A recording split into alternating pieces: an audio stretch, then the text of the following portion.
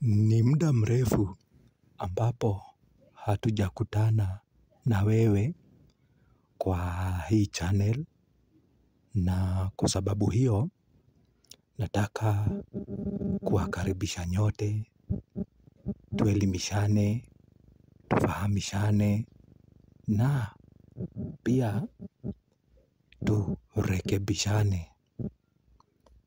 Somo letu la siku ya leo ni la kukurekebisha wewe, kwa sababu unapaswa kujiangalia ili pasije pakawa na kisingizio ya kwamba kama si wewe haukuchukua nafasi yako, mambo yangekuwa tofauti. Nikubalishe, nikuzomee, nikubalishe, nikukosoe, nikubalishe, nikuelimishe, kwa sababu kufanya hivyo kutatufanya sisi wote kuwa watu ambao wamechanuka. Sasa zipo sababu nyingi za kumfanya mzazi asiwe karibu na mtoto wake. Kwa kizungu, kwa kimombo, kwa king'eng'e, kwa Kiingereza ndio wanaita absent parent. Na unaruhusiwa kucomment hapa, uniambie moja wapo wa hizo sababu ambazo zinaweza changia usichangie katika malezi ya mtoto wako. Ni ipi? Sababu ni nyingi. Je, ni peer pressure? Peer pressure ni nini? Unaona watu wa rika lako, kuna baadhi ya mambo ambayo wametaka kuachieve kwa maisha yao na wewe haujaachieve. Mfano mzuri, mtu wa rika lako anatembea na gari na wewe hauna hilo gari. Mtu wa rika lako amejenga nyumba ya kifahari na wewe hauna.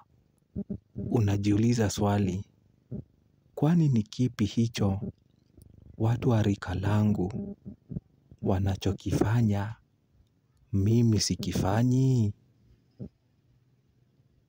Itakulazimu uende an extra mile ili kuweza kuachieve kile watu wa rika lako wameweza kuafikia.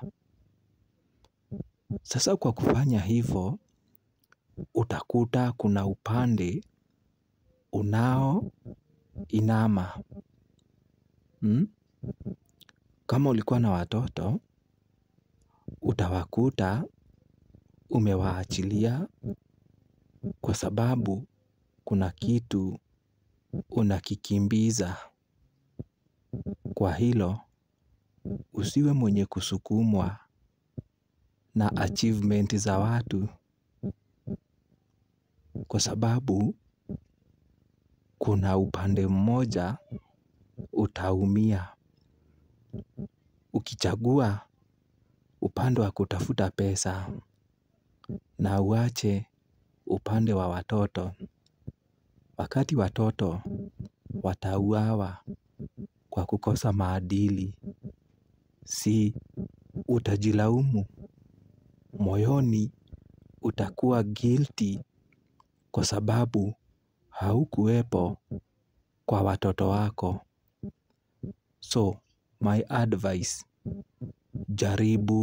jaribu kadri ya uwezo wako kubalance mambo, kwa sababu kufanya hivyo ndipo kutaweza kukurahisishia mambo na utakuwa uko katika hali ya kupendwa kwa sababu ya kujua kubalance mambo.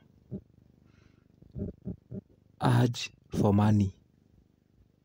Unataka kukuwa na pesa. Unataka kung'ang'ana, utambulike wewe ndio tajiri. Nani alikuambia pesa ndio kila kitu?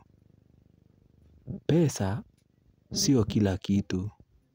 Ukikuwa na pesa na mtoto mwenye hana maadili, basi haujajizawidi zawadi bora maishani, kwa sababu zawadi bora maishani haihesabiwi na pesa. Hata wakati mtu anapoiaga dunia, huwa anasomwa idadi ya watoto aliowacha nyuma. Hauwezi sikia akisomwa kwa benki amekuwa na trilioni 5 za pesa. So kutoka leo chukua hatua, na ni hatua iliyo bora ya kuweza kurekebisha mtoto wako, kwa sababu hiyo ndiyo zawadi bora ambayo unaweza kujizawidi ukiwa hapa duniani. Pesa huja na pesa hupotea. Pesa huja na pesa, walisema shilingi ni maua na tena inaua. Kwa hivyo pesa zinaua, na mwingine akasema pesa ni mfano wa poto, na mwingine akasema starehe ndiyo sindano. Na ukipata pesa itamaanisha kwamba utazama kwenye starehe. Uzamapo kwenye starehe, kumbuka usijisahau. Kumbuka kesho yako inategemea na ulivyowekeza leo kwa watoto wako, kwa sababu wakati utakapoisha nguvu za kutafuta